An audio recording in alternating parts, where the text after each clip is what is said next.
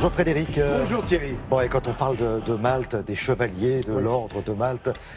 Ça fait un peu rêver, ça fait penser à... Voilà, tout de suite on est on est en pleine aventure, etc.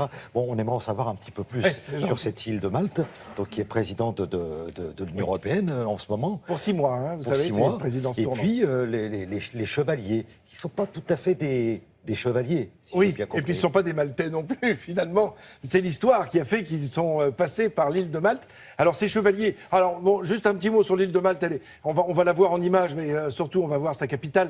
Mais c'est absolument un trésor, évidemment, calé au cœur de la Méditerranée. Et c'est le plus petit pays de l'Union européenne. Donc, c'est avec 300 et quelques kilomètres carrés. Donc, ce territoire qui dirige l'Europe jusqu'au 30 juin prochain, c'est un des pays de l'Union, évidemment, mais aussi il a laissé son nom dans cette histoire des chevaliers qui remonte au XIIe siècle. Tout commence au XIIe siècle avec les terribles et diaboliques croisades qui sont envoyées vers Jérusalem et vers la Terre Sainte. Et puis là, ces chevaliers se proposent, en tant à la fois que chevaliers, c'est-à-dire hommes d'armes, et en tant que moines, de protéger non seulement les lieux saints, mais aussi comment dirais-je, les chemins qui y mènent pour essayer de protéger toutes celles et tous ceux qui vont y venir depuis les pays d'Europe. Et puis, petit à petit, ils s'enrichissent parce qu'il y a des donations qui sont faites à cet ordre. Les plus grandes familles d'Europe vont entrer dans cet ordre monastique enfin, religieux et chevaleresque. Et puis, en 1291, c'est la chute de Saint-Jean d'Acre. Et là, les chevaliers, comme les hospitaliers, puisque à l'origine ce sont des hospitaliers, comme les Templiers, sont chassés. Et eux vont passer d'île en île. Voilà les hospitaliers qui s'installent d'abord à Chypre, et puis à Chypre, ça dure quelques années, puis on les chasse. Alors ils vont se retrouver à Rhodes, sur l'île de Rhodes, toujours au cœur de la Méditerranée, et puis de là ils vont être chassés pour se retrouver à Malte. Je vous propose de regarder quelques images, on va mieux comprendre tout cela, et puis surtout regarder la beauté de cette île et de sa capitale, qui est La Valette. Alors La Valette, c'est la seule capitale européenne à porter le nom d'un homme, enfin d'un personnage, d'un homme qui a existé, Monsieur Parisot de La Valette, qui était grand maître de l'ordre de Malte au XVIe siècle et qui, évidemment, lorsque l'ordre s'est installé sur cette île, a fait beaucoup pour sauvegarder le pouvoir de l'ordre. Le voilà, Monsieur Parisot de La Valette, et voilà pourquoi c'est la seule capitale à porter un nom d'homme. Il a sur le buste la croix de l'ordre de Malte, une croix à 8 pointes, vous l'avez peut-être remarqué, on la voit ici, si vous regardez bien, il y a 4 branches mais 8 pointes, qui est une croix spécifique de cet ordre que l'on retrouve aussi en d'autres lieux. Elle est blanche, signe de pureté sur fond noir, elle est aujourd'hui maintenant blanche sur fond rouge. Alors ils ont été chassés à plusieurs reprises par les Turcs de Soliman le Magnifique, notamment en cœur de la Méditerranée. Voilà pourquoi ils sont passés de Rhodes sur l'île de Malte. Qui est-ce qui leur a confié cette île de Malte ? C'est lui, c'est Charles Quint. Ils ont été le voir en disant, voilà, on ne sait plus où aller, on a pensé aller à Nice, c'est vrai, ils voulaient aller en Corse. Et puis finalement, c'est l'île de Malte qui les a accueillis. Et regardez, là, ce sont les chevaliers de l'ordre de Malte aujourd'hui, car cet ordre existe toujours. Ils ont été chassés de Malte par Napoléon en 1798. Ils ont encore erré à travers la Méditerranée en essayant de trouver une terre d'accueil. Et c'est finalement Rome, mais plus précisément le Vatican, qui les accueille. Ils ont là un hôtel, j'ai presque envie de dire un hôtel particulier, mais c'est une grosse maison au cœur du Vatican, et qui est un territoire national, c'est-à-dire que c'est la seule nation sans véritable territoire. C'est assez extraordinaire, avec des ambassadeurs un petit peu partout. Ils sont présents dans une trentaine de pays et œuvrent beaucoup pour du côté humanitaire, côté soins. Ils se consacrent beaucoup à lutter contre la lèpre, par exemple, encore très présente sur notre planète. Donc voilà, un ordre évidemment un peu, aujourd'hui un petit peu fermé. Il faudrait essayer de faire un focus sur l'ordre en lui-même aujourd'hui. Surtout qu'il y a eu quelques soucis il n'y a pas longtemps, puisque le pape François a exigé la démission du grand maître, ce qui est rarissime, puisque le grand maître en général est élu à vie. Ouais. Mais alors, pour revenir aux chevaliers qu'ils étaient, c'était pas tout à fait des chevaliers, ils n'étaient pas adoubés, ils avaient une fonction particulière. Hein. Ils étaient vraiment hospitaliers, ça veut dire qu'ils protégeaient. C'était pas des combattants. C'était pas des combattants, mais ils ont été obligés de se battre quand ils sont passés, quand il a fallu essayer de conserver ses biens à Rhodes ou à Malte.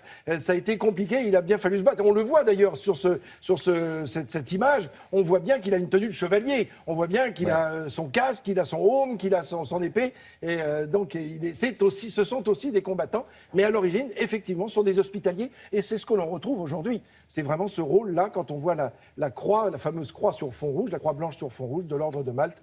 Quelquefois, ils sont dans la rue pour nous demander un peu d'aide, pour lutter justement contre certains fléaux à travers la planète. Merci beaucoup Frédéric, Merci, on en reparlera.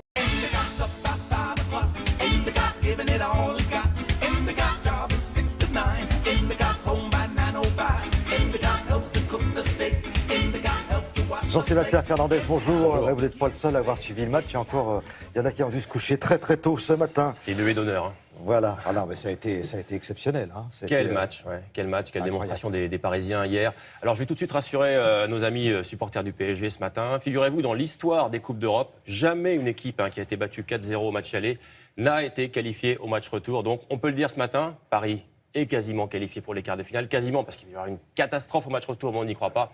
Pourquoi ? Parce que Paris a été magique hier soir. On voit ça en images. C'était contre Barcelone quand même. Regardez ça. D'abord ces images de joie, évidemment, après le match, la communion des joueurs parisiens avec leur public. Hier soir, c'était un beau moment pour le parc. On joue la 17e minute et regardez, Di Maria et ce coup franc. Et c'est parti, ça fait but, évidemment, 1-0 pour Paris. La joie du buteur argentin et ce coup franc, on va le revoir pour le plaisir parce qu'il est beau quand même. Il est magnifique. Le PSG qui va inscrire un deuxième but juste avant la mi-temps parce que Paris pousse à ce moment-là. Draxler dans la surface côté droit. Ça fait 2-0. Incroyable Parisien à ce moment-là. Qui aurait dit ça ? Paris énorme ce soir. Di Maria à nouveau. Deuxième mi-temps. Alors celui-là, franchement, c'est un bijou. Vous avez raison. Quel but de l'Argentin. Et on le revoit là aussi. Doublé pour Di Maria. Hier soir, ça fait déjà 3-0. Barcelone KO. Cavani va donner le coup de grâce. C'est le 4e but. Vous avez compris, Paris qui est quasiment qualifié, je vous l'ai dit, pour les quarts de finale. Attention quand même au match retour, ce sera dans 3 semaines à Barcelone. Et on le revoit une dernière fois, Paris magique hier soir, je l'ai dit. Alors il y avait un autre match de Ligue des Champions hier soir, Benfica, Borussia Dortmund, les Portugais qui ont pris une petite option sur les Allemands, but de Mitroglou, 48e minute. Le match retour là aussi c'est dans 3 semaines. C'était beau hier soir à Paris. Petite brève encore de football, si vous le voulez bien, Thierry, pour noter que Lassana Diarra, c'est le joueur de l'Olympique de Marseille, eh bien, il a annoncé hier soir qu'il quittait l'OM. Il a résilié son contrat. On ne sait pas encore où il va jouer. En tout cas, il quitte Marseille. Bon, on va parler ski, parce que ça y est, ça commence à sourire à l'équipe de France. Il était temps, un coup de chapeau au skieur français hier, parce que jusqu'à présent, il n'avait pas gagné grand-chose. Il était bredouille, comme on dit dans le milieu, bredouille. Ils ont remporté hier une médaille au championnat du monde de ski. Ça se passe à Saint-Maurice. Et c'est de l'or en plus, ça tombe bien. On voit ça en image. Allez, regardez, c'est les Français, ils sont ici, sur le podium, au milieu, un titre mondial évidemment qui fait du bien pour la suite de la compétition. Alors, cette médaille d'or, regardez, les Français l'ont remportée par équipe. Il y a 2 garçons, 2 filles. Et là, ce sont les 2 garçons qui ont ramené les points décisifs en finale. C'est contre la Slovaquie. À gauche, il y a Alexis Pinturo. Le principe, vous voyez, c'est un slalom parallèle. Le premier qui arrive en bas, il a gagné à ce jeu-là. Pinturo, il a été meilleur. La France a donc gagné ce championnat du monde par équipe, notamment avec cette victoire donc de Pinturo. Les mondiaux qui vont se poursuivre toute la semaine. Une image à présent de tennis avec Jo-Wilfried Tsonga qui jouait hier à Rotterdam, hier soir en indoor. Il s'est qualifié, lui, pour le 2e tour. Il jouait contre un jeune espoir qui s'appelle Tsitsipas. Vous ne connaissez pas ? Moi non plus. En tout cas, c'est le champion du monde junior. C'est un espoir. Il l'a balayé en 2-7, 6-4, 7-6. Regardez, hop, petit amorti sur balle de match. C'est magnifique. Et c'est gagné pour Tsonga. Autre Français victorieux, Gilles Simon. Lui, il a affronté son copain de l'équipe de France, Nicolas Mahut. Toujours à Rotterdam, victoire de Simon en 3-7, 3-6, 6-3, 6-4. Lui aussi, il continue à Rotterdam. En revanche, c'est fini pour Lucas Pouille, le jeune espoir français. Lui, c'était son retour depuis sa blessure en Australie, c'était il y a 15 jours. Il avait été battu par Cole Schreiber, c'est un Allemand, dans 2-7, 7-5, 6-2. Dur pour Lucas Pouille, sa reprise. Notez également que Benoît Paire a été éliminé à Rotterdam hier soir. Ça continue aujourd'hui. Alors, pour terminer, on va prendre un petit peu d'altitude avec les ailes volantes. Oui, parce que ça vous a pas échappé qu'hier, c'était la Saint-Valentin. C'est la fête des amoureux, ça ne vous apprend rien jusqu'à là. Alors, il y en a qui passent la soirée au restaurant, ça c'est assez classique. Puis il y en a qui inventent des trucs un peu plus sympas. Vous voulez qu'on voit ça ? Ah oui. Alors, regardez, ça se passe en Croatie, c'est au large des côtes croates, au-dessus de l'Adriatique. Vous le voyez, ceux-là, ils ont décidé de fêter ça en altitude, pas n'importe où. Pourquoi ? Regardez cette île, vous la connaissez peut-être. Elle a une jolie forme de cœur. C'est beau ça, ça vous plaît ? Superbe. En tout cas, cette île, elle s'appelle Galesniak et elle est surnommée, figurez-vous, l'île de l'amour. Par contre, elle est totalement sauvage, il n'y a ni resto, ni hôtel, alors n'essayez pas d'y aller. Il faut juste la survoler comme ça, et puis du coup, ça suffit à notre bonheur. Ah, c'est super. Merci beaucoup, super. Bon, le tout, c'est de bien atterrir, quoi. Voilà. Bientôt, on va continuer avec l'emploi et ce matin, Sophie Pignal va vous parler d'un prix qui accompagne tous ceux qui, à la sortie des études, se lancent dans la création d'une entreprise.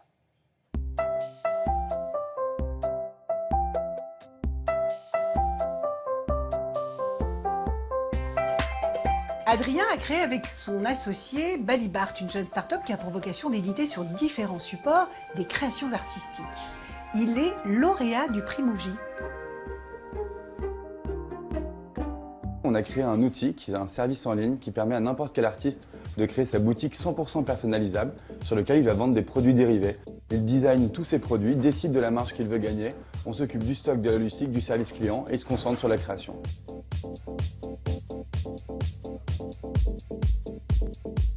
On a toute la solution logistique, on travaille avec des ateliers et on édite en France. On produit vos t-shirts sous 24 heures, on les envoie sous 72 heures partout en Europe et en 4 à 5 jours aux États-Unis. Nous avons gagné le prix Premier pas vers l'export avec le Mouji. En fait, notre communauté est une communauté internationale. Plus de 90% de nos artistes sont des artistes du monde entier. Donc on a du Japon, États-Unis, Australie. Salut les jeunes. Salut Daniel. Salut Daniel, ça va ? Le prix Mouji a permis à la jeune start-up d'être accompagnée par un entrepreneur aguerri. Là, c'est les nouveaux coloris de t-shirts qu'on a. Tu vois toujours la même qualité de coupe. L'idée, c'est de faire une pierre deux coups, on s'ouvre le marché italien, on rapatrie des autres artistes italiens sur le reste du monde. Je les accompagne maintenant depuis 2 ans, c'est un concept qui peut être dupliqué à l'international et rien ne les empêche demain de s'installer en Allemagne, en Angleterre, en Italie.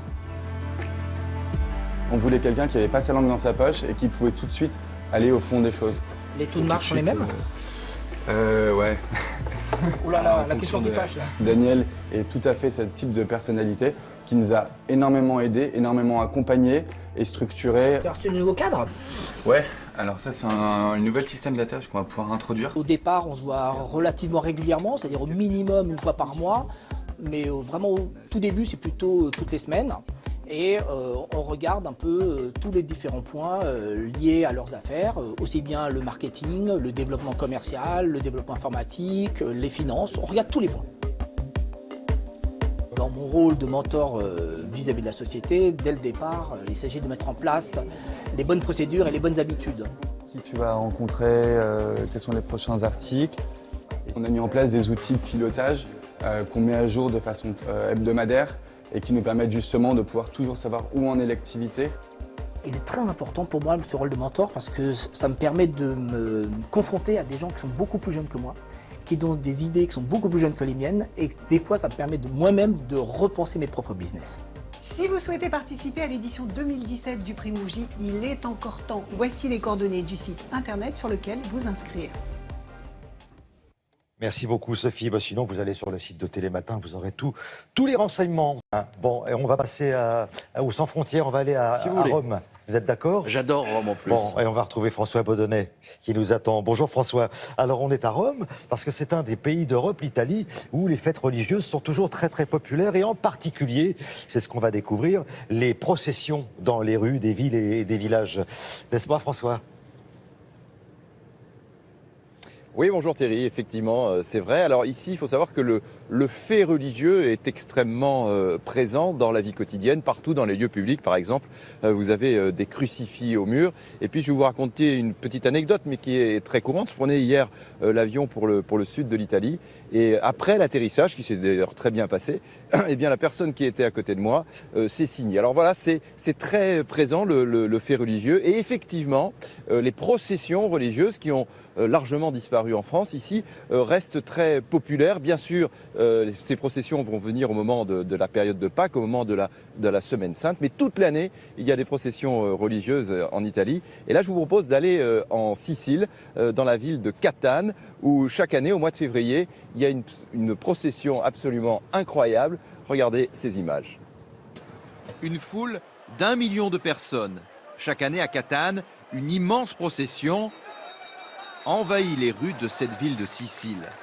Au centre de la ferveur populaire, Sainte Agathe, une martyre du IIIe siècle, dont la statue est encore vénérée de nos jours.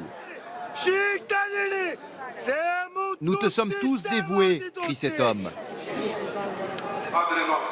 La statue entre alors dans la cathédrale de Catane, où les fidèles par centaines se pressent pour la toucher. Cette procession, la plus grande d'Europe, attire également de nombreux étrangers, venus plus pour le folklore que pour la foi. Je suis allemande et je suis venue spécialement à Catane pour la fête de Sainte-Agathe. Je suis ici en Italie pour la fête de Sainte-Agathe. C'est incroyable et c'est une jolie ville. La journée s'achève par la procession des chandelles, avec une foule tout aussi compacte. Alors on sait, François, on n'est pas étonné, mais il faut bien de le rappeler quand même, l'Italie, c'est traditionnellement un pays très catholique. Est-ce que c'est toujours le cas ? Alors oui, Thierry, c'est toujours le cas. Ici, 95% des Italiens se disent catholiques. Il y a 30% de pratiquants, donc de personnes qui vont à la messe tous les dimanches. C'est 6 fois plus qu'en France, donc ça donne un peu la tonalité. Alors c'est vrai qu'il y a quand même un peu une petite baisse, parce que par exemple les jeunes ici sont beaucoup moins pratiquants que leurs parents ou que leurs aînés. Et globalement, ce qu'il faut quand même savoir, c'est que ici, bon là je me trouve, vous le voyez, devant le Vatican, et tous les jours, Thierry, dans les médias italiens, on parle de l'évêque de Rome, on parle du pape François, qui encore une fois se trouve ici derrière nous. Et donc oui, les Italiens en 2017 sont encore un peu une exception en Europe, et la pratique religieuse y est très forte. Merci beaucoup François Baudonnet.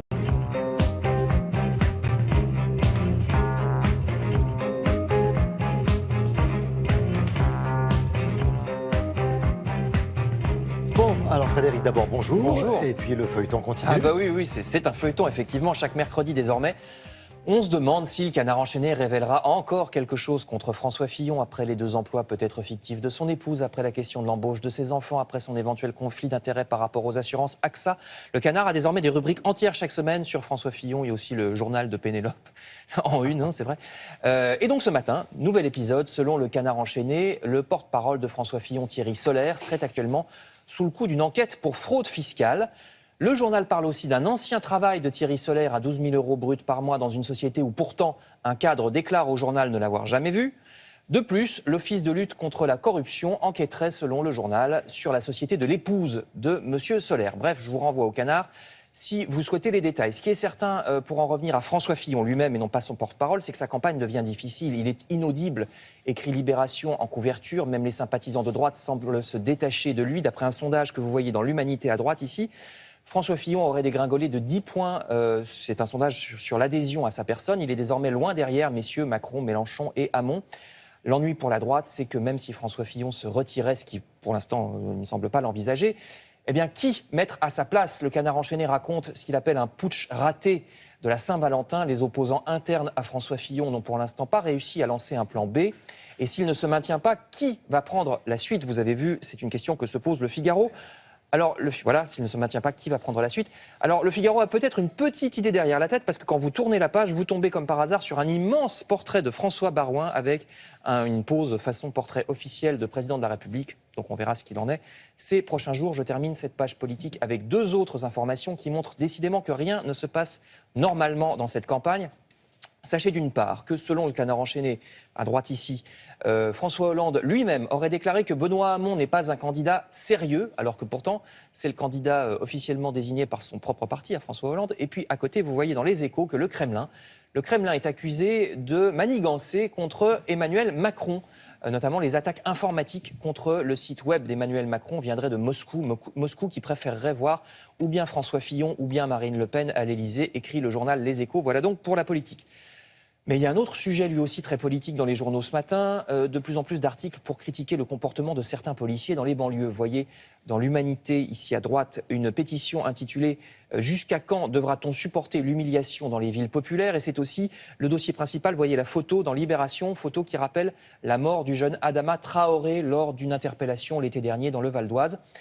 Et puis surtout, il y a ce témoignage dans Le Parisien aujourd'hui en France. C'est désormais Mohamed que voici, un ami de Théo, qui déclare avoir été tabassé par les mêmes policiers déjà mis en cause donc dans l'affaire Théo d'Aulnay-sous-Bois. Plusieurs journaux depuis hier montrent ce visage tuméfié de Mohamed. Les témoignages se multiplient par ailleurs pour dénoncer le comportement violent en toute impunité qu'auraient certains policiers dans certaines communes de banlieue. Vous trouverez aussi sur le site internet de l'Humanité, voici Un article selon lequel le commissaire de police d'Aulnay-sous-Bois aurait déjà été condamné il y a quelques années dans une affaire de violence policière. Alors personne ne conteste le travail très difficile de la police, surtout dans les banlieues. Certains policiers l'ont même payé de leur vie, d'autres ont failli mourir brûlés. Par exemple, l'automne dernier dans l'Essonne à Viry-Châtillon, vous vous en souvenez. Mais enfin, ça n'empêche pas que la presse pose ce matin quelques questions à propos du comportement de certains autres de leurs collègues. Merci beaucoup Frédéric, à tout à l'heure. C'est d'abord l'heure des 4 vérités. Et aujourd'hui, l'invité de Jeff Wittenberg, c'est Nathalie Kosciusko-Morizet. Effectivement, et avec elle, qui fait partie de la campagne de François Fillon, nous allons parler notamment de ce sujet.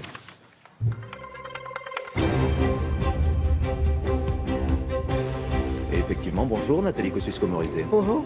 Alors demain soir, vous allez faire partie des 17 personnalités des Républicains qui vont tenir des meetings un petit peu partout en France. Vous serez en Bretagne, près de Saint-Brieuc, je crois.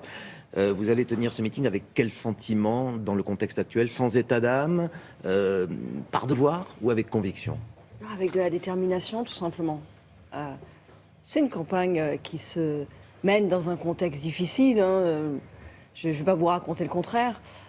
Et on regarde ça avec lucidité, mais en même temps, la lucidité, ça n'exclut pas la détermination. Ça veut dire quoi le contexte difficile? Ça veut dire que vous avez du mal à faire entendre autre chose que la défense de l'ancien Premier ministre et un peu de mal à faire entendre vos propositions? Ça veut dire qu'on a été dans une phase dans laquelle, oui, c'était assez difficile de réussir à passer vraiment un message politique. En fait, les Français veulent l'alternance, les Français veulent que ça bouge, les Français veulent que ça change, les Français sont très insatisfaits de la situation aujourd'hui, mais c'est vrai que cette période les a jetés dans une forme de trouble. Et il faut qu'on réussisse ensemble à dépasser ce trouble pour remettre de l'espérance dans cette campagne. Vous parlez au passé, ce n'est pas fini. On attend toujours une décision de justice concernant les affaires d'emploi fictif présumé de Madame Fillon. Est-ce que cela ne met pas une épée de Damoclès sur votre campagne aujourd'hui? Non, c'est quelque chose qui existe dans la campagne, qui est là, qui est présent. Je vous dirais pas le contraire, mais moi je pense qu'on est en train de réussir, et je le souhaite vraiment, à dépasser le moment où on parle que de ça. Vous en avez le sentiment? Pour pouvoir parler des Français, pour pouvoir parler de ce qu'on va faire, du prochain mandat, pour pouvoir parler de comment on s'en sort aujourd'hui. Oui, je pense qu'il y a aussi, il y a parmi les Français à la fois ce trouble qui subsiste, et puis on fait une forme de ras-le-bol, d'envie qu'on parle aussi d'autres choses et de leur sujet à eux. Et cette nouvelle affaire de fraude fiscale qui viserait Thierry Solère, le porte-parole de François Fillon, est-ce que cela ne va pas contribuer à accentuer vos ennuis? On a bien compris qu'on allait nous en feuilletonner tous les mercredis. Le mercredi, donc c'est le jour de l'apparition du canard. Et je pense qu'il faut qu'on réussisse, nous aussi, à le dépasser. Voilà, on est lucide sur ça. C'est une campagne qui se fait dans un contexte difficile. En même temps, moi, je suis complètement déterminée à la faire. Je vais vous dire pourquoi je suis déterminée à la faire. En plus du reste, en plus du fait qu'on doit s'en sortir, qu'on peut s'en sortir, qu'on sort de 5 ans d'un mandat qui ont franchement désespéré les Français, mais qu'il n'y a pas de fatalité à ça, qu'il y a des choses à faire, c'est que je vois monter inexorablement le Front National pendant ce temps-là. Pour moi, c'est annoncé au deuxième tour, non pas face à François Fillon, mais face à Emmanuel Macron aujourd'hui. Monsieur Fillon n'est plus qualifié pour le second tour. On viendra après à la question de savoir face à qui c'est. C'est des sondages qui se jouent à un point, et la campagne, c'est la campagne qui déterminera ça. Mais je vois un fait majeur qui est que le Front National est très haut, qu'il est de plus en plus haut. On a le sentiment. Il prend des voix où? Chez vous notamment? Parmi vos électeurs? Mais un peu partout. Mais un peu partout. Et moi, je pense que le premier combat, il est là. Le premier combat, il est à dire aux Français que c'est pas fichu, qu'il y a autre chose de possible. Il y a comme un peu une envie de chaos parfois, on a l'impression. Les Français en ont tellement assez, ils en ont tellement marre, ils ont tellement envie que ça change. Moi, je crois que pour la plupart d'entre eux, ils y croient pas. Ils savent que ça marcherait pas, que c'est pas une solution, que ce discours. Et ils croient.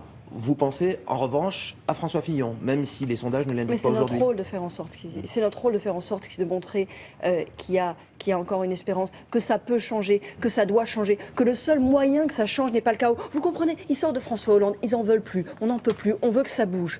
Et la question, c'est est-ce que ça peut bouger avec des vrais projets? Et il y a cette tentation, parce qu'on en a tellement marre, qu'il y a tellement de colère, de se dire allez, on choisit le chaos, on choisit Marine Le Pen. Non, moi je crois qu'il faut qu'on fasse la démonstration qu'on peut encore s'en sortir. Et s'en sortir, pour moi, c'est François Fillon. C'est le seul vrai programme réformateur. C'est le seul vrai programme de transformation construit et clair. Parce que si vous voulez, quand vous regardez les autres offres, bon, vous avez le rêve. Le rêve, après, ça fait rêver ou pas, mais une forme d'utopie socialiste avec Benoît Hamon, dont même les socialistes ont dit dans la primaire que même eux, pour beaucoup d'entre eux, ils y croyaient plus. Et puis vous avez cette espèce de flou, d'ambiguïté d'Emmanuel Macron, qui à la fois... Un flou qui jamais ne vous attirera si demain Emmanuel Macron Mais était moi, du président de la mais moi, République, j'ai vous dit- excluez totalement, attendez, vous, moi, j'ai dit Madame très Kosciusko-Morizet, d'entrer dans une J'ai future dit- majorité? J'ai dit très clairement, quand il était ministre de François Hollande, que je trouvais parfois qu'il disait des choses intéressantes. J'avais même fait une vidéo marrante pendant la primaire, parce que parfois j'avais l'impression qu'il reprenait les choses que je disais. J'avais fait un montage, j'avais dit quand même, mettez un peu de copyright là-dedans, sur le fond. Maintenant, sur la... Vous avez parlé de Madame Attendez, je voudrais finir sur Emmanuel Finissez. Macron. Maintenant, Justement. sur le projet qui représente ou qui ne représente pas, qu'est-ce qu'on a aujourd'hui? D'abord, on a du socialisme masqué. C'est-à-dire que Emmanuel Macron n'a jamais clarifié sa position vis-à-vis du bilan. Écoutez, il a été ministre de François Hollande, il a été son conseiller économique au moment où François Hollande faisait toutes les hausses d'impôts. On a le droit d'avoir des mea culpa, d'avoir des regrets, mais il faut les dire. Il faut être clair avec ça. C'est tout ce que vous lui demandez, car vous avez dit... Deuxième chose, c'est du socialisme flou. C'est-à-dire qu'il y a plein de sujets sur lesquels aujourd'hui, on ne sait pas. Sur les 35 heures, moi, je ne sais pas dire aux salariés ce qu'il propose Emmanuel Macron. Et puis, dernière chose, c'est du socialisme narcissique. Parce que les déclarations de week-end, comme quoi la politique, c'est une mystique, c'est un style. Oh, attendez, en politique, on est là pour faire des choses, si vous voulez. La mystique, le style, c'est sympa. Avec lui. Mais à un moment, on n'est pas les télévangélistes, vous voyez. Et puis, Oui. bon, les télévangélistes, J'entends parfois, bien. il faut avoir un peu des doutes aussi, parce que c'est pas toujours la plus Donc grande vous vertu, hein. excluez pour l'avenir de gouverner un jour avec lui. Vous avez dit tout à l'heure que le danger aujourd'hui, c'était Madame Le Pen. Dites-vous, si c'est demain Monsieur Macron qui est face à Je vais vous elle, dire, moi, que je réponds- ferez-vous? J'ai toujours répondu à toutes ces questions-là quand elles se posaient. Vous m'avez toujours trouvé au rendez-vous de ces questions-là, et s'il y a le FN contre le PS, j'ai toujours répondu. Je répondrai quand elles se poseront. Mais là, aujourd'hui, on est dans une campagne et il y a encore l'espérance d'avoir des choses qui bougent et qui changent en France sans sombrer dans le chaos que serait Marine Le Pen. Je peux dire un mot sur la façon dont a été gérée l'émission de jeudi soir à ce propos? On en parlera une autre fois, si vous voulez bien, car il y a un C'est- autre sujet. C'est dommage parce que j'ai trouvé qu'il y avait des réponses à lui faire à Marine Le Pen qu'on aurait aimé. Il y aura d'autres émissions, vous serez on peut-être aurait aimé qu'elle soit confrontée à interpellée elle. un petit peu au-delà de ce que ça a été. Vous aurez sans doute l'occasion d'être confronté à elle peut-être ou à d'autres personnalités du Front National. Une autre question est dans l'actualité aujourd'hui, celle de la tension qui continue de régner dans les quartiers. Est-ce que la droite ferait mieux aujourd'hui? Est-ce que vous comprenez l'indignation des jeunes dans les cités qui se révoltent, notamment après les révélations? On sait qu'un autre policier visé par une enquête, plutôt un policier qui avait participé à l'arrestation de Théo est visé par une autre enquête de la Mais police je des crois qu'il polices. faut faire la part des choses. La fameuse expression pas d'amalgame qui est tellement décriée, c'est pour tout le monde, si vous voulez. Mais est-ce que la Il y a, droite il y a ferait des mieux? faits qui, s'ils étaient avérés, sont inexcusables et provoquent légitimement de l'émotion. Mais l'émotion, ça n'autorise pas la violence. C'est ce qu'a dit le président de la République hier. Oui, c'est ce que dit même la victime présumée, Théo. Il dit l'émotion, ça n'autorise pas la violence. Mais il faut aussi aller aux racines de tout ça. Pourquoi ça se passe comme ça et quelle solution y trouver? Écoutez, on a eu un président de la République qui annonçait que sa priorité serait la jeunesse et qui dirait que le critère de son action, le critère de sa réussite ou de son échec, ce serait la situation de la jeunesse. Mais vous avez vu la jeunesse aujourd'hui? Il y a celle qui se révolte dans les banlieues et il y a celle qui envisage de partir faire sa vie à l'étranger. Alors, on n'en parle plus parce que comme il s'est retiré, comme il a constaté lui-même son échec, on fait comme s'il n'y avait pas de sortant, comme s'il n'y avait pas de bilan. Mais attendez, il y a des sortants, il y a un bilan, et le bilan, c'est les Français qui le portent. Moi, il y a bien des choses à faire. Attendez, il y a bien des choses à faire. Il y a bien des choses à faire sur les banlieues, mais il y a une chose qui est sûre, c'est que tant que vous ne remettez pas de l'espérance, et notamment de l'espérance dans le monde de l'emploi, parce que quand on est jeune, première chose qu'on a besoin de faire, c'est d'avoir un emploi et de faire sa vie. Tant que vous ne remettez pas de l'espérance de ce côté-là, ça ne pourra pas bien se passer. Et pour ça, il faut réformer le droit du travail, baisser les charges, et pas juste faire du blabla, comme nous sert la gauche, qui est responsable de cette situation, mais qui finalement n'en propose pas. Nathalie Kosciusko-Morizet. Merci à vous. Merci à vous, c'est à vous Thierry. Merci beaucoup, bonne journée.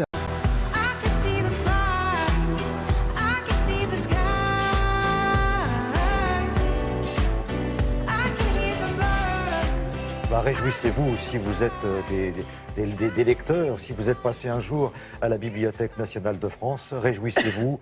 Elle vient de faire peau neuve, on lui a offert un nouvel écrin, c'est magnifique.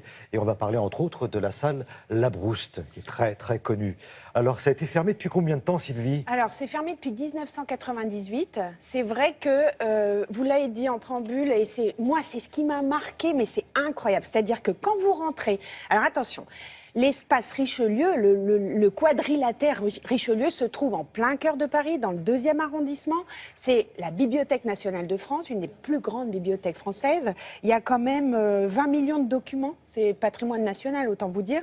Le site Richelieu donc, contient maintenant 3 institutions. Okay, il regroupe 3 institutions. La première phase des travaux qui a été entamée en 2010 est livrée là. La fin des travaux, c'est 2020. Autant vous dire que c'est colossal. Mais en même temps, vraiment, quand vous arrivez dans la partie qui a été rénovée, vous vous dites « Ah ouais, d'accord, c'est à couper le souffle. » Vous voyez Poudlard, vous voyez Harry Potter, bah, c'est la même chose. Alors ça, c'est pour la salle Labrouste, vous en parliez. La salle Labrouste, elle a été rénovée par Jean-François Lagneau, architecte en chef des monuments historiques, puisque c'est une salle classée. Et par ailleurs, toute la partie autour de ce site qui est déjà rénové, ça a été confié au cabinet d'architectes Brégal et Gaudin.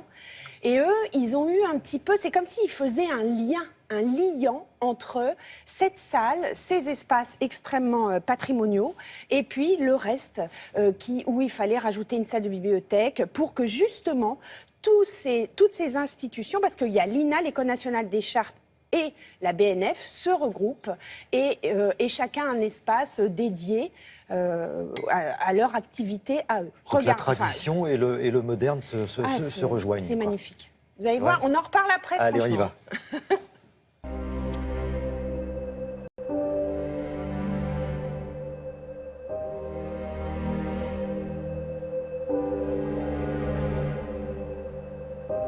Ici, on est sur le site historique de la Bibliothèque nationale. Cette bibliothèque n'a cessé pendant ces 3 siècles de se transformer constamment. Derrière ce qui paraît très unitaire sur les façades, quand on se promène autour, on a en réalité à l'intérieur un bâtiment extrêmement complexe. Depuis les années 60, ce bâtiment n'avait pas fait l'objet de transformations majeures. C'est vraiment une refonte complète du site pour accueillir non seulement la Bibliothèque nationale, mais l'Institut national d'histoire de l'art et aussi la bibliothèque de l'École nationale des chartes. On intervient, nous, en tant qu'architectes, sur l'ensemble du projet, mais on n'est pas les seuls. On est associé avec un architecte en chef des monuments historiques, Jean-François Lagneau, qui a la responsabilité notamment de la rénovation et de la restauration des parties classées monuments historiques, dont cette magnifique salle Labrouste. Là, on est face à un patrimoine qui parle tellement que le but de l'intervention contemporaine n'est pas de bavarder, mais plutôt simplement d'être au service de ce patrimoine. Alors, ce qui ne veut pas dire qu'on doit s'interdire des interventions contemporaines, et on l'a fait. On fait avec ce qui est déjà là. Donc c'est plutôt une sorte de cheminement à travers les strates un peu historiques, et c'est une promenade finalement à l'intérieur des pièces qui préexistent. Donc notre travail, c'est simplement parfois d'ouvrir des portes, de permettre qu'on passe d'un espace à l'autre et de donner une sorte de mettre en perspective tous ces espaces les uns vis-à-vis des autres. Donc c'est une bibliothèque aussi qui cherche à s'ouvrir plus largement à un public plus grand. Donc ça veut dire que la distribution, les halls, tout ça font l'objet d'une rénovation pour accueillir ces publics plus larges. On a également apporté une petite pierre nouvelle à cet édifice en réalisant une nouvelle salle de lecture pour le département des arts du spectacle et en créant de toutes pièces un lieu spécifique pour ce département qui n'est non pas la copie de choses anciennes mais qui montre que finalement cette bibliothèque se transforme.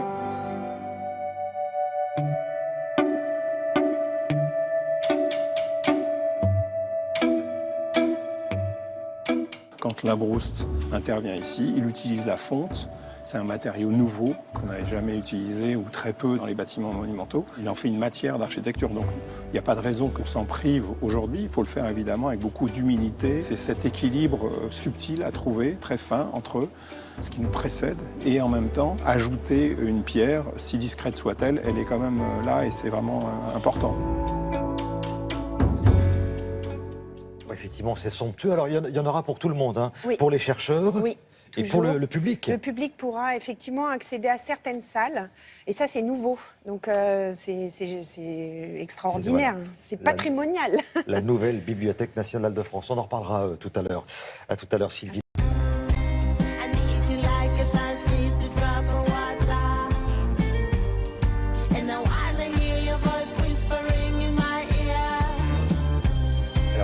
Santé à présent avec Brigitte Fanny-Cohen. On va s'intéresser à l'actualité, celle qui concerne les adolescents, à l'obésité chez l'adolescent. Alors, c'est assez controversé, mais vous allez nous expliquer pourquoi. Faut-il opérer les adolescents victimes d'obésité et à quel type d'adolescence ça s'adresse? Effectivement, et 2 dernières études viennent de montrer les bénéfices de cette intervention chez les adolescents. Alors en France, il y a environ 3-4% des adolescents qui sont obèses, qui souffrent de vraie obésité et pas de surpoids. L'intervention qui consiste à réduire l'estomac est en fait réservée aux adultes. 20 000 adultes se font opérer environ chaque année en France. Mais en 2014, par exemple, on a les chiffres. 117 adolescents entre 15 et 18 ans se sont fait opérer avant même que la Haute Autorité de Santé ne donne son feu vert pour cette intervention dans cette tranche d'âge, parce que des équipes médicales considèrent qu'il faut aider certains de ces adolescents qui sont en très grande souffrance, qui ont tout essayé, les régimes, l'activité physique, qui sont vraiment dans une obésité sévère, avec vraiment une qualité de vie très détériorée, un vrai malaise, des complexes énormes qui les empêchent d'avoir une relation avec les autres. Donc, certains adolescents se font opérer. En 2016, donc l'an dernier, la Haute Autorité de Santé a donné son accord réellement pour qu'on opère ces adolescents entre 15 et 18 ans, mais avec des conditions très strictes. Il faut que ces adolescents souffrent d'une obésité vraiment massive, qu'ils aient par exemple des maladies associées comme un syndrome d'apnée du sommeil ou un diabète, ou encore qu'ils aient donc cette qualité de vie très détériorée. Et ces adolescents sont souvent, comme le montre cette étude, les 2 dernières études qui viennent de sortir, les adolescents vont en tirer des bénéfices, puisque ces études montrent que la perte de poids est durable. C'est-à-dire que dans le temps, ils vont maintenir en général cette perte de poids. Ils vont perdre souvent plusieurs dizaines de kilos et retrouver une vie quasiment normale. Alors comment ces adolescents sont-ils opérés? Par quelle technique? Quels sont les bénéfices et les risques aussi de ces interventions? Réponse en images.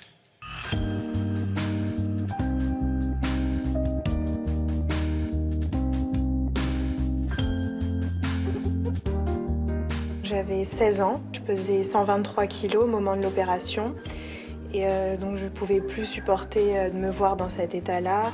J'avais plus trop de vie sociale. On n'a pas trop envie de parler à des gens qui sont obèses, qui sont moches. Je me sentais pas bien et donc j'ai décidé de me faire opérer. Cette étude montre que le bypass doit être la technique chirurgicale privilégiée chez l'adolescent obèse. Le bypass, ça consiste à court-circuiter l'estomac et 1 mètre, 1,50 m pour que l'adolescent ait moins faim. L'avantage de cette technique, c'est qu'elle est réversible.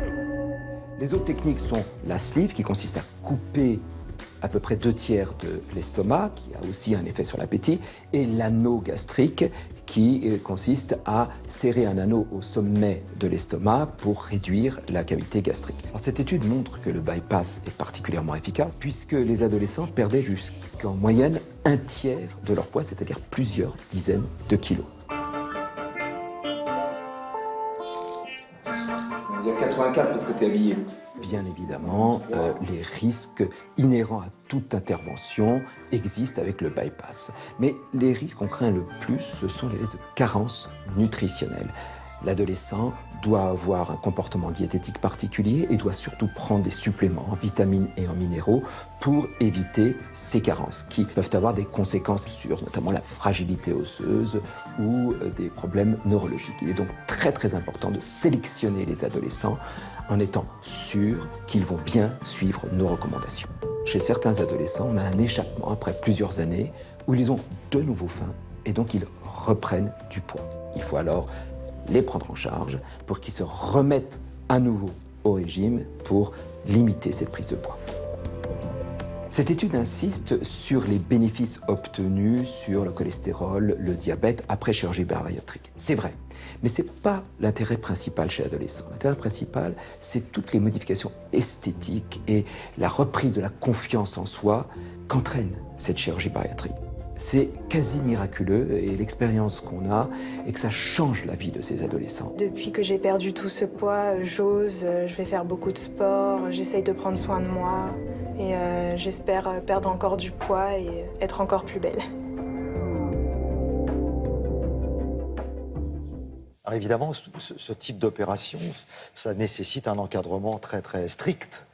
Bien sûr. D'abord, ces interventions sont réalisées par des équipes très spécialisées, pluridisciplinaires, dans laquelle il y a bien sûr le chirurgien, mais aussi un pédiatre, un nutritionniste. Enfin, c'est vraiment une équipe très complète. Et puis, ces interventions ne sont pas destinées à tous les adolescents obèses. Hein, on estime qu'à peu près 1% des adolescents obèses pourraient bénéficier de ces interventions. Hein, c'est vraiment réservé vraiment aux cas les plus sévères. Merci beaucoup Brigitte. Alors Julia est avec nous ce matin pour nous parler de l'actualité santé, notamment de certaines retombées post-Saint-Valentin. Oui, c'est exactement la Fédération française de cardiologie qui a profité de la Saint-Valentin hier pour lancer un appel et rappeler qu'une activité sexuelle est bénéfique pour le cœur, contrairement aux idées reçues. Donc faites l'amour parce que c'est vraiment bon pour votre cœur de manière assez régulière. Ça, c'est l'appel lancé par la Fédération française de cardiologie. Je voulais vous dire aussi, parce qu'on reste dans l'actualité de la santé, qu'aujourd'hui, c'est la journée mondiale du cancer de l'enfant. Allez sur les sites de la Ligue contre le cancer et sur tous ces sites-là pour vous renseigner, pour savoir d'abord comment vous pouvez participer en organisant des actions chez vous, ou pas très loin, ou des choses en collectivité, ou aller sur les sites pour pouvoir donner. La Ligue contre le cancer vous permet de donner directement par SMS, mais vous avez d'autres sites sur lesquels vous pouvez donner, notamment sur le site oliviaforever.fr, sur lequel vous pouvez participer et contribuer à la lutte et à la recherche contre le cancer pour l'enfant. Merci beaucoup Julia. Vous partez pas, je vous attends. Vous avez une petite place qui vous est réservée dans le bloc-notes. Nuls, les papas des bébés sont nuls. C'est pour ça que dans la nuit, tous les bébés hurlent. Les papas des bébés sont nuls.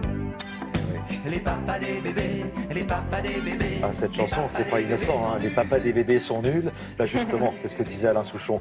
Alors, est-ce qu'il a raison, est-ce qu'il a tort? On va voir ça avec Julia, parce qu'on va parler des pères de famille, mais ça se passe au Danemark. Ça se passe au Danemark, exactement. L'émission s'appelle Maend Ba Barcel. Alors, mon accent danois est totalement inexistant, hein, donc je le dis tout de suite. Ça s'appelle Papa en congé paternité. C'est un concept donc danois sur la chaîne Canal 4. Alors, ce programme va suivre 4 pères de famille qui arrêtent totalement de travailler pour prendre leur congé paternité. On va les suivre, 4 pères de famille. C'est vraiment une étude sociologique, c'est très important de le préciser, c'est sérieux, on est vraiment aussi un peu dans le principe de télé-réalité, mais on les suit, ils se retrouvent seuls avec leur petit bébé. La question vraiment posée par ce programme, c'est qu'est-ce qui se passe dans la vie de ces nouveaux papas qui décident totalement d'arrêter leur activité, quelle qu'elle soit. On a des chauffeurs routiers, des cadres dynamiques, des charpentiers. Il y en a qui sont vraiment dans des métiers qu'on pourrait dire de viril, qualifiés de viril, et qui n'avaient pas du tout l'intention, surtout, d'arrêter de travailler. Mais ils seront seuls, vraiment, Alors, pendant tout ce temps-là? Totalement, avec leur bébé. Il y a la maman qui travaille et qui est là de temps en temps, et il y a un gros défi qui est un week-end seul avec leur nouveau-né. Alors, il faut quand même savoir une chose, c'est que même si les pays scandinaves sont très très très en avance par rapport à nous sur ce qui est le congé paternité, au Danemark il existe depuis 1984 et les papas sont vraiment payés quasiment à 100%. C'est vraiment quelque chose de très très très bien organisé là-bas, mais les Danois ne le prennent pas énormément, n'en profitent pas beaucoup de ce congé paternité et on pourrait les qualifier des plus latins des 3 pays scandinaves, on pourrait dire. Du coup... si on peut laisser faire maman, c'est mieux. Voilà, ça bouscule, ça pourrait être un peu les machos. Même si nous, dit par nous, Français, avec nos voisins latins, voilà, les Scandinaves, pour nous, sont loin de là. Mais voilà, pour ces pays-là, on va dire que les Danois sont un peu dans ce critère-là. Leur univers va être complètement bouleversé. Ils vont se retrouver dans des activités centrées sur... les couches, les cours d'éducation pour les bébés, la piscine avec bébé, la sortie au parc. Du biberon et tout ça. Je vous laisse découvrir la bande-annonce de l'émission en images. I Danmark er mænd på barsel et sjældent syn. Og i det nordjyske er den helt gal. Her står pasning af en nyfødt baby bestemt ikke øverst på listen. Det gør derimod masser af arbejde og gode gamle mandedyder. Faktisk er vi det land i Norden, hvor mænd holder allermindst barsel. Men det bliver der lavet om på nu. Som et eksperiment sender Kanal 4 nu 4 umage nordjyske mænd på barsel og i fælles fædregruppe i 2 måneder. Se hvordan fædrene klarer udfordringen og deres helt nye hverdag. Og hvordan mødrene reagerer, når de sammen får lov til at følge med i kulissen. Nu går vores mænd på barsel. Mais là, on a affaire à des solides gaillards, là, quand même. Oui, hein. oui, c'est des... On a l'impression que c'est un des peu vikings. les femmes dans un magasin de porcelaine, vous savez, quand ils tiennent le bébé. Ouais. Alors, qu'est-ce qui se passe du côté des mamans? Elles sont aussi réunies. Oh là là. Elles sont sur un canapé, assises devant une caméra, et elles regardent sur un écran ce qui se passe. Et alors, leurs commentaires sont vraiment assez irrésistibles. Elles ne sont pas tendres avec leur homme en question. Elles sortent aussi de leurs zones de confort parce qu'il faut qu'elles lâchent prise, qu'elles laissent un peu leur partenaire faire. Et là, on a suivi du coup un papa qui va se retrouver donc pour ce fameux week-end, qui a quand même décidé de faire des trucs parce qu'il a quand même des choses à faire, donc il veut aller jardiner. Et comme il veut aller jardiner, il va prendre son bébé, un porte-bébé. Un porte-bébé, c'est compliqué à mettre. Med lidt velfortjent selvtillid på barselskontoen vil Nikolaj prøve kræfter med Ranvas bæresele. Han vil se, om den kan gøre havearbejdet med Saga lidt nemmere.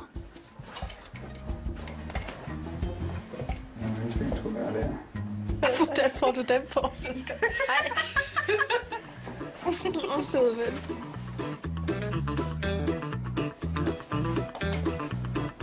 Det skal bare lige overhovedet. Altså, jeg er så spændt over her i...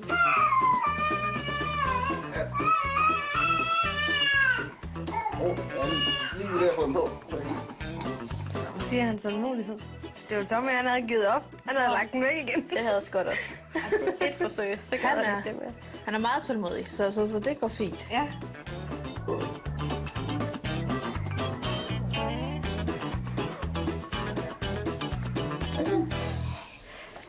Pallo, måske.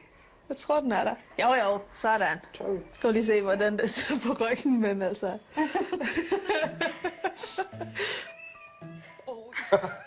Moi, je trouve les commentaires des mamans sont formidables, mais j'aimerais avoir on pourrait avoir une pensée, là, le commentaire des bébés.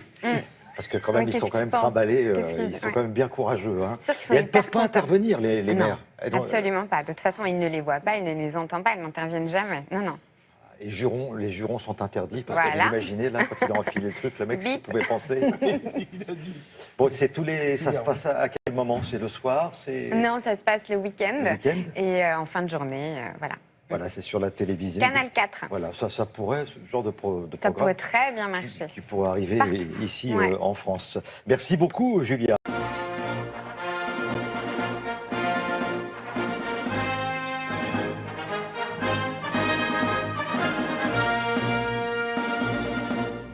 Voici Myriam Sora.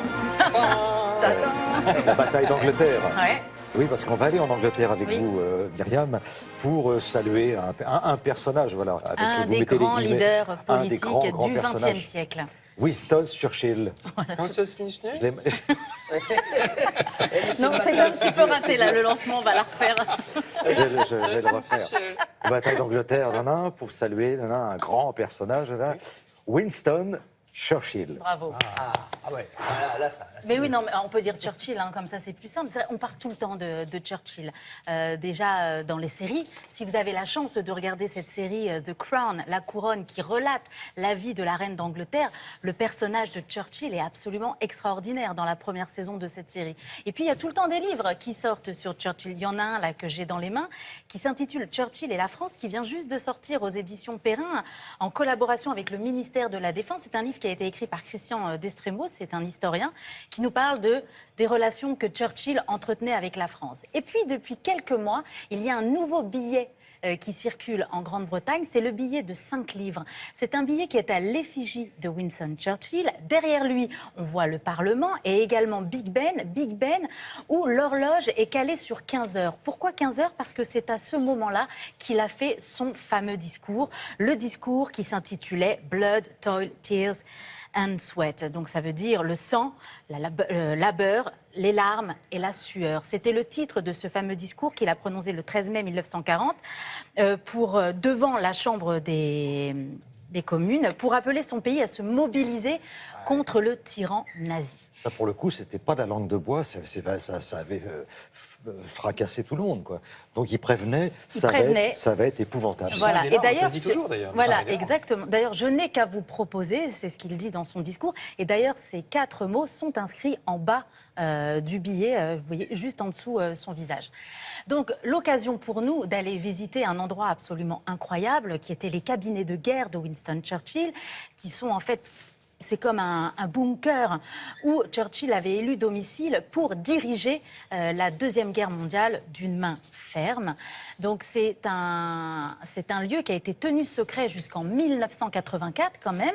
Le lieu dans Londres se trouve à 2 pas du Parlement, à 2 pas du 10 Downing Street qui est la demeure du Premier ministre anglais, et à 2 pas aussi de Buckingham Palace. Donc je vous propose de découvrir ou peut-être redécouvrir ce lieu incroyable qui, pour la plupart des pièces, sont restées authentiques après la Seconde Guerre mondiale, donc direction Londres.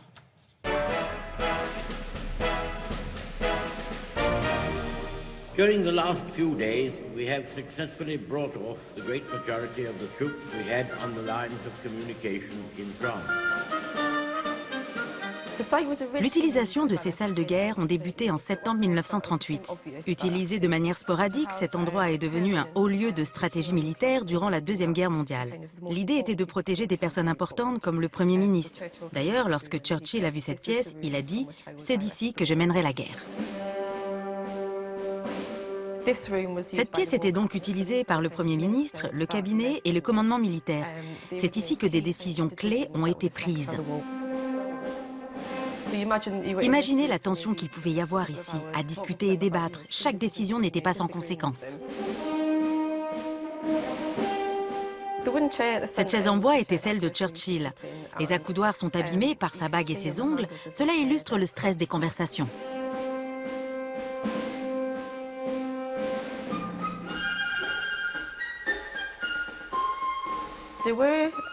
Ce bunker abrite un complexe qui permettait d'y vivre nuit et jour.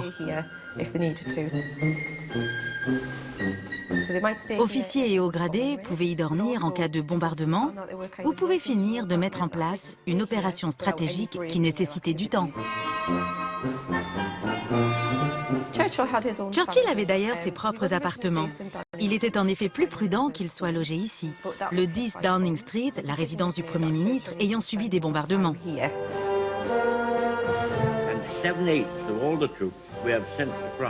Sa chambre était équipée de matériel radiophonique qui lui permettait d'enregistrer des discours destinés au peuple britannique. Une autre pièce était équipée du matériel de retransmission très performant pour l'époque. La femme de Churchill, Clémentine, en faisait également bon usage, plus que son mari. Ces discours étaient surtout destinés aux Alliés, afin de maintenir une union solide pendant le conflit.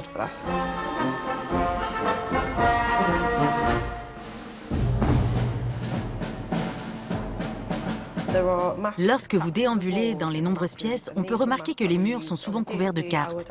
Des cartes qui permettaient de suivre l'évolution de la guerre. La salle des cartes était d'ailleurs la fierté et la joie de Churchill, car elle était pourvue de technologies de pointe, comme ces tubes dotés d'un système pneumatique qui permettait d'envoyer des messages aux 4 coins du bâtiment. Il y avait aussi des téléphones reliés à des lieux stratégiques de Londres ou des téléphones cryptés. Cette pièce lui permettait de suivre 24 heures sur 24 ce qu'il se passait à l'extérieur. C'était le centre névralgique de communication du bunker. Après la guerre, 4 de ces pièces ont été préservées en l'état. Ici, par exemple, tout est authentique. Ces salles historiques nous apprennent beaucoup sur le déroulement stratégique militaire de ce conflit. C'est un véritable lieu de mémoire. À voir absolument, tout ça est resté en l'état avec le fauteuil. Pas toutes les pièces, hein, mais une bonne partie, oui. À voir le fauteuil avec les traces de stress de Churchill. Le stress de Churchill. Merci beaucoup, Myriam.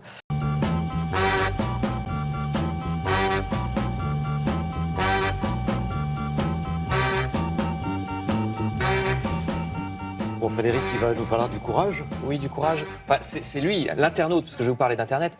L'internaute qu'on va voir a besoin de beaucoup de courage. Enfin, il en a. De toute façon, il s'appelle Max Schrems. Il est autrichien, il a 29 ans. Alors, David et Goliath, à côté, c'est de la gnognotte, parce que lui, il s'attaque à Facebook.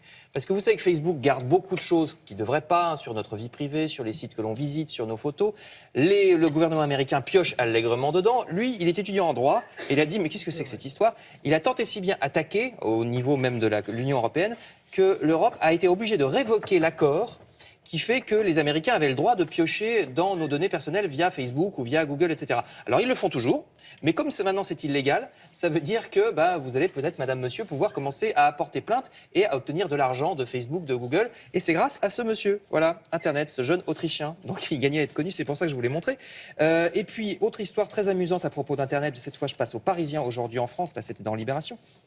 Dans le Parisien, vous trouverez, c'est leur dossier principal, ils parlent des sites Internet où les lycéens peuvent faire leurs devoirs. Ah oui, ça, on en a parlé, oui. C'est une très mauvaise idée, parce que déjà, vous voyez, ça coûte cher, 25 € la copie pour avoir 8 sur 20, donc c'est pas très malin, outre que c'est pas moral. Mais en plus, ce qui est vraiment drôle, c'est la nullité absolue, ne serait-ce qu'en français, de l'équipe qui gère ce site. Regardez, le Parisien leur a écrit, le site a répondu, regardez, il y a plein de fautes de français. L'équipe, sans accent, tient à s'excuser avec un S au lieu d'un T. Nous sommes stricts avec un E qui n'a rien à faire là, et nous exige, ça ne veut rien dire. Nous nous efforçons à offrir, c'est pas comme ça qu'on dit, c'est formidable. Donc voilà, ne serait-ce que pour la morale et aussi pour l'efficacité, je vous incite à faire vos devoirs vous-même, ça sera beaucoup mieux. Donc on va essayer d'élever le niveau avec un petit peu de bons programmes de télévision qui vous cultiveront. Regardez, Le Figaro et Le Parisien nous parlent tous les deux ce matin de l'émission que vous pourrez voir ce soir à propos du Mont Blanc, image superbe du Mont Blanc en lui-même, mais aussi de la ville de Chamonix ou de la vallée d'Aoste, côté italien avec son célèbre jambon. Escapade aussi du côté suisse avec des vignobles qui montent à plus de 1000 mètres d'altitude, c'est une curiosité. Donc émission sur le Mont Blanc ce soir, 20h55 sur la 3. Et puis, deux articles très intéressants dans La Croix. Le premier sur les dessins d'enfants qui révèlent toujours beaucoup de ce qui se passe dans la tête des petits. Vous savez, il faut toujours faire très attention à ce que dessinent les enfants et en parler avec eux. Conserver les dessins, bien sûr, c'est très important pour eux. C'est une caractéristique du journal La Croix. C'est un journal qui fait beaucoup d'articles sur toujours l'attention qu'on doit porter aux autres, loin du tumulte et des faits divers qui n'est pas trop leur tasse de thé. Les enfants dans ce cas, mais aussi quelques pages plus loin, un très très beau reportage photo à Marseille, dans un village construit par l'Armée du Salut pour les SDF, anciens SDF du coup, puisque vous voyez, ils retrouvent un logement. C'est une dizaine de petites maisons en bois qui sont installées depuis 2009 dans une cité qui est un des quartiers les plus pauvres de France, un des rares endroits où on ne demande absolument rien en échange. Vous allez voir les autres photos, ils peuvent par exemple garder leurs chiens, ils sont complètement libres de leur mouvement, contrairement à certains centres d'hébergement. Du coup, ça fonctionne très très bien. Vraiment, ils sont un peu, on les associe à la gestion, si vous voulez. Il y a des réunions entre eux, chaque mardi pour les décisions communes. Donc ceux qui peuvent payer payent 50 € de loyer par mois. Ceux qui ne peuvent pas s'occupent des tâches comme la sortie des poubelles. Donc très très belle photo et très intéressant reportage dans La Croix. Merci beaucoup, Frédéric.